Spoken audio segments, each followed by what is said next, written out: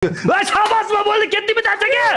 Qiymat qanaqa dacha xotin deysa o'ldiradi hozir. Yo'q, qachongacha xotin desa, sen erkak bo'lgin, mushik bo'lgin. Biz ham uylanganmiz, mana indamasdan chiqib ketaveramiz-ku.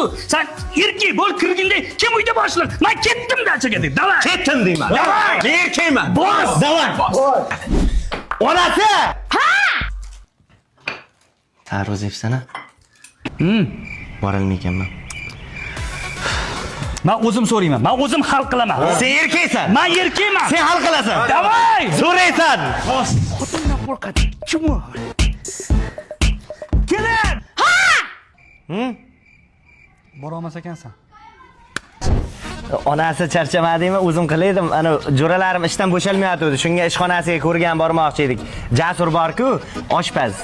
Kim oshpaz dedi meni? O'zi taksist bo'lsam. Ana Javohir jo'ramiz bor-ku, shuni ham ishxonasida ko'rmoqchi edik. Men sizlarga va'da berib aytaman, keyingi dacha boshqacha bo'ladi. Onasi, agar ruxsat bersang, xohlagan narsangni sotib olishingga pul beraman.